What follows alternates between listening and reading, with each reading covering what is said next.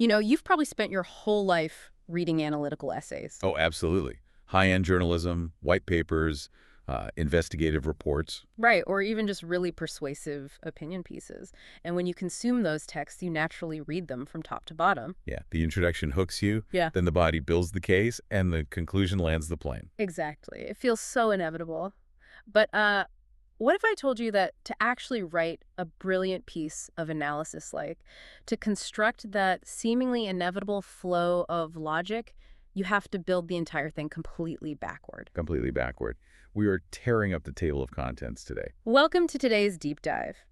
If you're someone who loves learning, who loves consuming information, you've probably wondered how true experts break down a text and extract meaning without, getting lost in the weeds. And that is exactly our mission today. We are looking at a dense, highly structured academic guide on the general structure of analysis. Specifically, Chapter 8 of this guide. Right.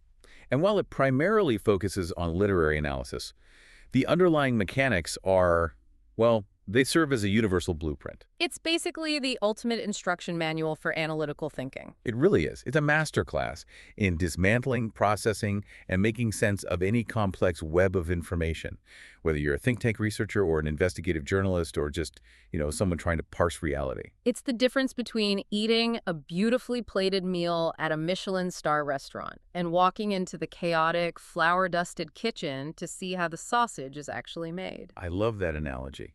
And the source document establishes a foundational divide right out of the gate to show us that kitchen. It separates analysis into two totally different realms. Right, the cognitive operation versus the textual manifestation. Exactly. And that distinction is the bedrock of everything we're about to discuss. Because how we think about a text is wildly different from how we present our thoughts to others. Right. The cognitive operation is the raw, messy reality of how the human brain actually discovers information. It is nonlinear. It's going down rabbit holes. Eating dead ends, forming hypotheses, discarding them. It's waking up at 3 in the morning with a sudden realization. The beautiful chaos of learning. Yeah, but the textual manifestation, the final report or essay you hand over to a reader, that cannot be a transcription of your midnight panic attacks. No one wants to read that. Exactly. The text must adhere to a highly specific, standardized architecture to be comprehensible. The journey of discovery is wild, but the journey of explanation must be domesticated. Domesticated. I like that. And that domesticated architecture is the classic trinity we all learned in, grade school. The introduction, the development, and the conclusion. Tell them what you're going to say it, then tell them what you just said. Right. It sounds almost insulting to bring it up to an adult audience, but the text throws a massive wrench into this familiar structure. It argues that the chronological order of reading is the exact opposite of the optimal order for writing. Wait, so let me stop you there. Are you saying I shouldn't start by writing the introduction? The structural guide insists on a very specific sequence of operations. First, you write the development. Okay. Second, the introduction. Third, the conclusion. The text literally says, write the intro after the body. Which is hilarious because I think everyone implicitly knows we are supposed to do that, yet almost every writer I know still sits down, stares at a blinking cursor on a blank screen, and agonizingly tries to draft the perfect, sweeping opening sentence before they've done any real work. Oh, it's so common. Why do we constantly defy this logic? Why is the friction so high? Well, because writing the introduction feels like asserting control over the unknown. We want to define the boundaries of the room before we step into it. Oh, that makes a lot of sense. But logically, the development is the actual engine of the analysis. It is where the sorting, the evaluating, and the discovering happen. So if you try to write the introduction first, you are essentially making promises to the reader about a territory you haven't actually explored yet. Precisely. You're writing checks your subsequent research might not be able to cash.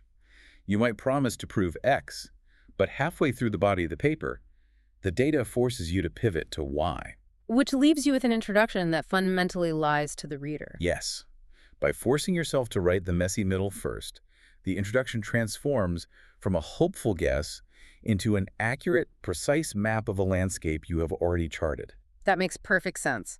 The same logic dictates why the conclusion comes absolutely last. You cannot synthesize findings that don't yet exist in their finalized form. Right. And the guide also provides a spatial heuristic for this structure, the 10% rule. Okay, what is the 10% rule? In a standard analytical text, the introduction and the conclusion should each account for roughly 10% of the total word count. I can see how that keeps things balanced. Like, if I'm reading a 500-word text, I want about 50 words for the intro. I don't want half of the page to be throat clearing before we get to the point. But surely this doesn't scale linearly, Yeah. right? I mean, if someone is writing a 100-page text, a 10-page introduction might be an absolute slog. The text accounts for that variance, actually. The 10% rule is a baseline for standard essays, but the proportion shrinks as the work grows. Okay, so a massive intelligence brief wouldn't be 10% intro. Right. A huge dissertation will dedicate a vastly higher percentage of its pages to the development. The core principle isn't a rigid mathematical formula. It's an enforcement of priority. The vast majority of your real estate must be dedicated to the actual analysis. That makes sense. Furthermore, the text sets strict boundaries. The introduction should never contain in-depth analysis, and the conclusion must never introduce brand new arguments. Keep the boundaries clean. No spoilers in the preamble, no surprise twists during the sign-off. Exactly. So let's get into the mechanics of that introduction. Setting the stage, the source breaks it down into 3 parts, right? Yes. Well, 2 mandatory and 1 optional. The topic lead-in, the topic statement, and the topic division. The topic lead-in is the optional component. It functions as the hook. Right. Its purpose is to guide the reader gracefully from a state of general awareness into the highly specific, focused subject matter of your analysis. It moves from the general to the particular. And the text provides a menu of different ways to execute this. It uses Victor Hugo and his masterpiece Les Miserables as the test subject. It's a great example. It really highlights how you can approach the exact same topic from wildly different altitudes. Walk me through some of those approaches. So an analyst could lead in by focusing on the author's legacy. They might note that Victor Hugo looms over the 19th century and then narrow down to a specific mechanism in his writing. Or they could focus on the corpus itself, saying Les Miserables is his best work. Yes, or use a proposition like comparing Superman to Jean Valjean. Alternatively, they could focus on a sociocultural event. The text references the infamous riots that broke out during the premiere of Hugo's play Hernani in 1830. I found that example brilliant. You start with a literal riot in a theater over aesthetic ideals, grab the reader by the collar, and then pivot to note that, in contrast, the publication of Les Miserables decades later was a unifying cultural juggernaut. It contextualizes the social impact of the text before you analyze a single page. It's so dynamic. But the guide also issues a brutal warning about how not to write a lead-in. It explicitly warns against banal examples. It specifically targets the ultimate student panic phrase. Oh no, let me guess. Since the dawn of time. Since the dawn of time, humans have sought new aesthetic forms. It is the pinnacle of the hollow generalization. It is so painfully cliche. But let's dig into the psychology of why we do this. I mean, when smart, capable people sit down to write, why do they suddenly feel the urge to channel the voice of a booming movie trailer narrator? It stems from a desire to artificially inflate the importance of the work. Ah, insecurity. Exactly. If you are terrified that your highly specific analysis of a 19th century French poem doesn't matter, you attempt to anchor it to the entire history of human civilization. But the text correctly identifies that this actually weakens the paper. It is vague, it's uninformative, and it's entirely disconnected from the actual thesis. Right. A successful lead-in must forge an explicit, undeniable connection to the specific topic statement that follows it. And missing that explicit connection is fatal. The text provides a fantastic example of a failed lead-in that looks perfectly fine at first glance. The Hubert Equan example. Yeah, the flawed example goes like this. Novels can be divided into, on the one hand, novels in the strict sense, and on the other hand, poetic novels. I consider here whether Hubert Equan's novel Next Episode presents a pessimistic vision of Quebec nationalism. Many readers would gloss right over that without noticing the structural collapse.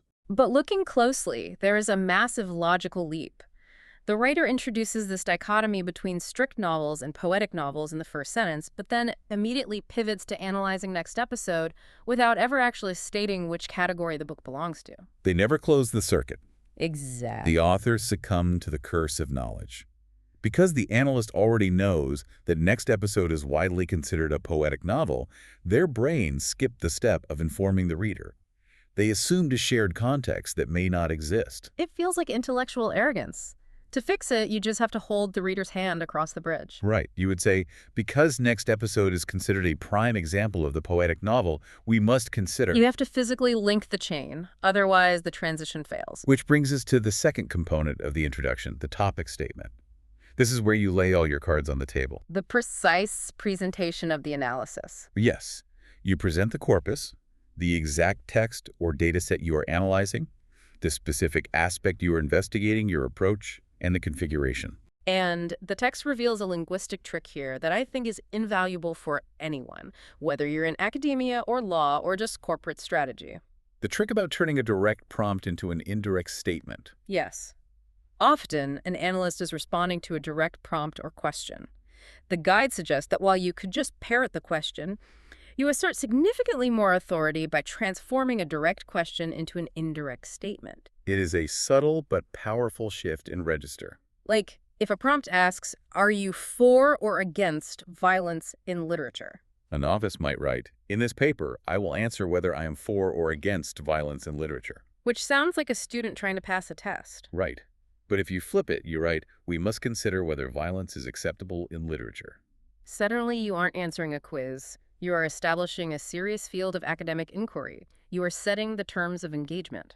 That authoritative tone carries you right into the final part of the introduction, the topic division. This is the roadmap of the sections. It is a paragraph that outlines the sequence of the sections to follow, generally in the exact order they will appear in the development. First, I will examine the historical context. Next, I will analyze the economic data. Finally, I will assess the cultural impact. But the text issues a stern warning here about a trap. Major errors to avoid. Like listing sections out of order. Yes, or engaging in premature argumentation. Premature argumentation. The topic division exists to outline the architecture of your analysis, not to summarize your ultimate conclusions. A common error is writing something like, "First, I will present the arguments that support this thesis. Next, I will present those that invalidate it. Finally, I will decide between the two." That tells me absolutely nothing. It is a generic description of how the concept of debate works. It's entirely hollow. It abstracts the structure so much that it loses all meaning. You're just giving an abstract outline of the final thesis rather than the structure of the paper. So the remedy is to be highly specific about the categories of evidence without giving away the judgment. Exactly. For instance, first, I will consider the historical arguments supporting the thesis. Next, I will examine the recurring thematic motifs in the text that oppose it. Finally, I will weigh the historical reality against the artistic presentation. You map the journey without revealing the destination. Precisely. Okay, so we have reverse engineered the introduction. The map is drawn. Now we step into the engine room, the actual development. And this is where the source text introduces an analogy that fundamentally changes how you view critical thinking. I love this part. It asserts that conducting an analysis is literally akin to constructing and operating a machine to process raw materials. It is a highly functional metaphor. It strips the mysticism away from the idea of deep reading or genius-level insight. The text divides the development into three distinct operational phases. Method, description, and interpretation. Right. Let's construct this machine. Phase 1, the method. In this phase, you are the engineer. You aren't analyzing any data yet. You are standing in an empty factory, building a sorting machine from scratch, and explaining to the reader exactly how its gears and conveyor belts work. You are declaring your analytical tools. Phase 2 is description. The machine is built. You hit the power button and feed your raw material, a novel, a data set, a historical event, into the top. And the machine processes this raw text, slicing it into specific small pieces. Yes, and it drops those pieces into clearly labeled trays based on the parameters you established in the method. Slicing up a dense novel and watching the pieces fall into different categorical buckets. I love that visual. And then phase 3, interpretation. The machine powers down. The analyst steps forward, looks into those sorted trays, processes the results, and derives actual meaning. To ground this profoundly abstract concept, the text offers a real-world, non-literary example, conducting a sociological survey. Walk me through a survey using this machine analogy. Okay, so in the method phase, you design the survey, what questions you're going to ask and how. You determine the demographic target, the sample size, and crucially, the exact phrasing of the questions. Like, are the questions open-ended or multiple choice? Exactly. Because this is where hidden bias often lives. The way you construct the machine determines what kind of data it can catch.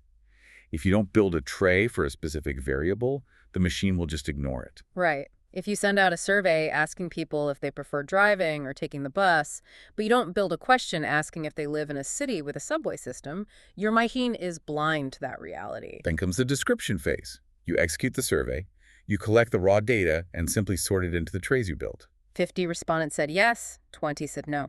In this phase, you are merely describing the quantitative output. You are acting as a clerk, not an analyst. You were just counting what landed in the bucket. No opinions allowed. None. The interpretation phase is where the true analysis occurs. Mm. You look beyond the numbers and ask why. Why did they answer this way? Does this correlate with average household income? Or gender? Or their biases in the phrasing. You are interrogating the sorted data to find underlying truths. Construct the parameters, count the output, explain the underlying mechanism. Exactly. The text applies this exact same three-part machine to a highly complex literary theory, A.J. Grammis's ectantial model. Now, reading about French structural semiotics can be incredibly dense, but viewing it as a machine makes it entirely accessible. Let's do it. Grammis proposed a structural framework to analyze narratives. Yes. In your method section, you would present his model, which argues that any narrative action can be broken down into 6 fundamental interlocking roles or actants. The 6 mandatory facets: subject, object sender, receiver, helper, opponent. Let's test this ectantial machine in real time.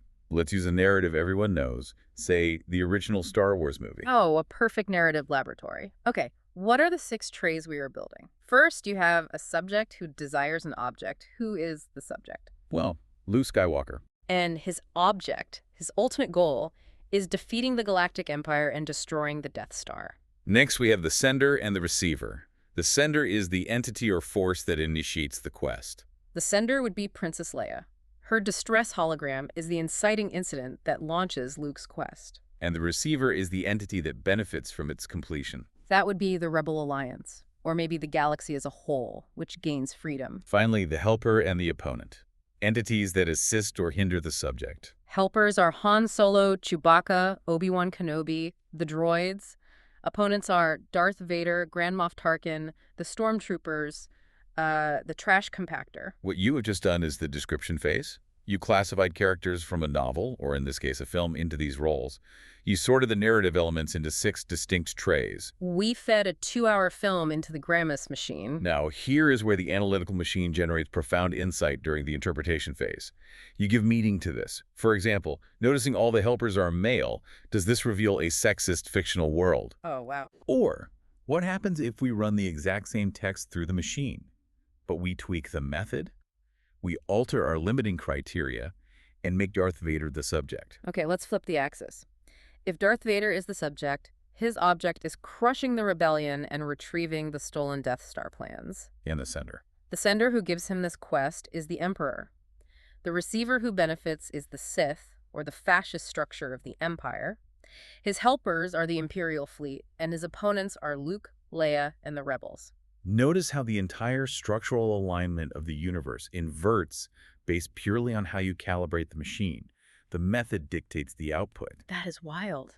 In an academic paper, your interpretation section would then analyze what this inversion reveals about the film's underlying ideology. It proves that the truth of a text is entirely dependent on the architecture of the inquiry. Absolutely. So let's drill deeper into that construction phase, the method section. Fleshing out the method section itself.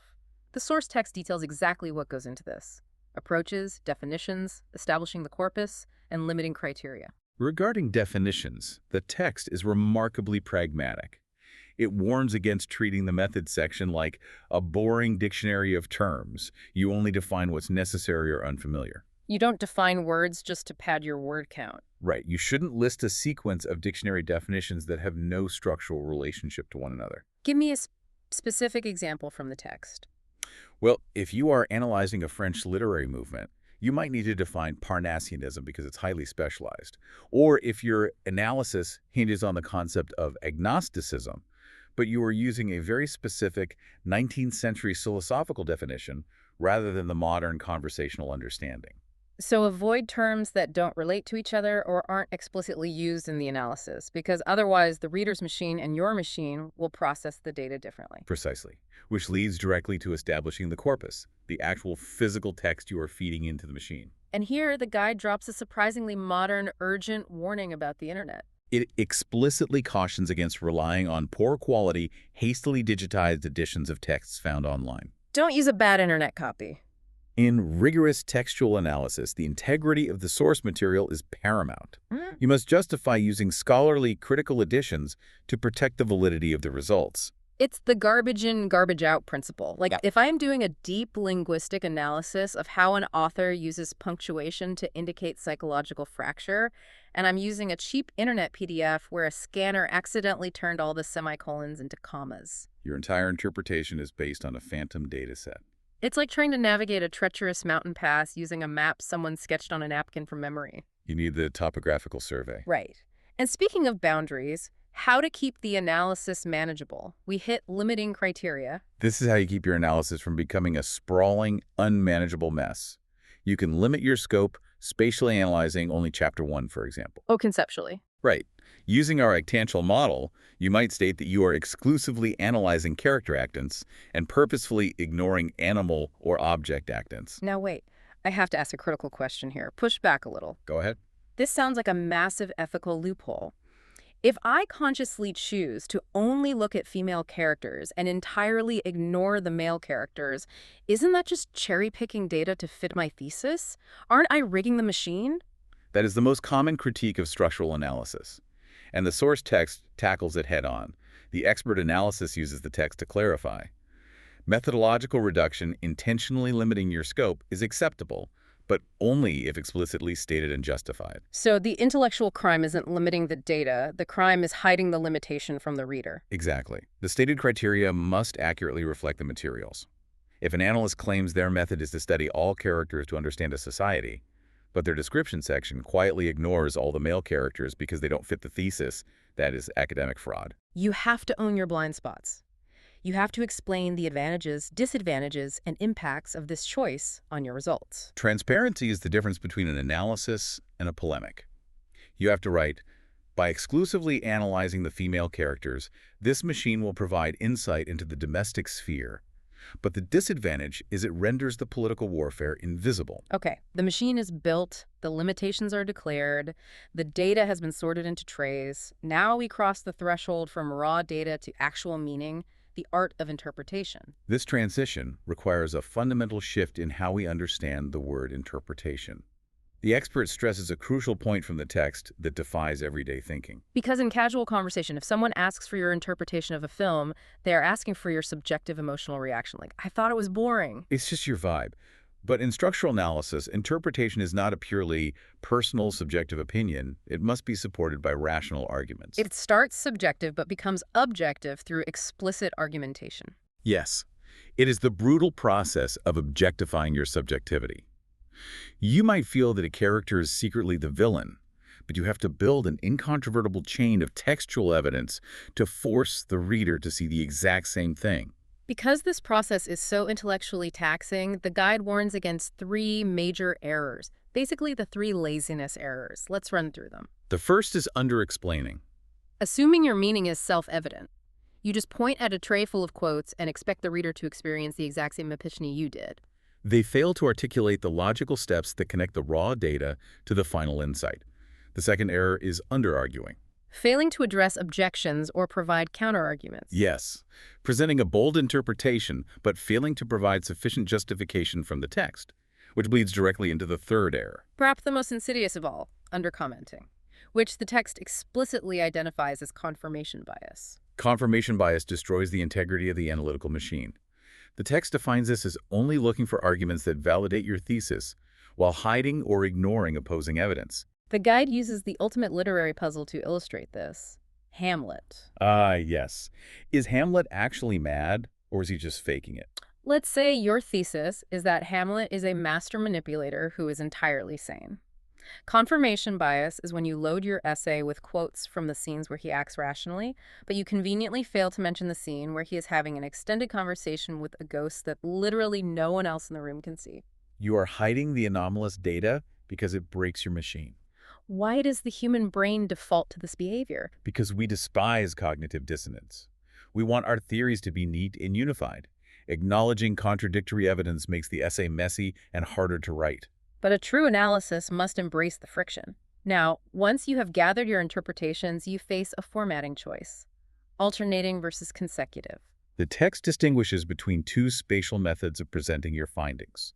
Consecutive interpretation means doing all the description, then all the interpretation. You list all the data from all the trees in a massive description section, then a brand new section with all your interpretations. Alternating interpretation weaves them together. Description, then interpretation, then description, then interpretation. And the source generally finds alternating more effective, right? It does. I think it comes down to basic human psychology and memory retention. In a consecutive structure, by the time the reader reaches your brilliant interpretive insights, they have completely forgotten the original description. You are forced to awkwardly summarize the data again. Alternating keeps the evidence and the insight tightly coupled. Exactly. So we know how to format it, but what are the actual mechanisms of extracting meaning? The how-to of interpreting. The guide provides a typology of relations. The gears that make interpretation work. The first is comparative. Identifying similarities, differences, cliches. That one is pretty straightforward. But the second type, the causal relation, requires much deeper excavation. This involves identifying determinations, what actually causes a phenomenon to occur within the text. Let's bring up the Hamlet example again. What makes Ophelia go mad? The guide makes a vital distinction here between internal and external causality. Is her madness internal, meaning her own psychology? Like, caused by Hamlet's emotional cruelty or the trauma of her father's death, operating strictly within the narrative? Or is it external? An analyst might step outside the narrative entirely and argue that the cause of her madness is socio-political, reflecting the anxieties of Elizabethan society, or Hamlet's actions from a structural standpoint. The causal relation requires you to prove not just that a phenomenon exists, but to explain its catalyst. But we must be vigilant not to confuse causation with the third type of relation, correlation. Correlation is where human intuition often fails us. The guide breaks down correlations into specific subtypes. First is simple presupposition. What does that mean? It's a one-way street. In a tragedy, the death of the father presupposes Hamlet's grief, but Hamlet's grief doesn't necessarily presuppose the father's death. Right, his grief could be something else entirely. Then there is gradual correlation. This tracks phenomena that increase or decrease in tandem. The guide notes that in Hamlet, as time passes, the number of deaths increases. The longer the play runs, the higher the body count.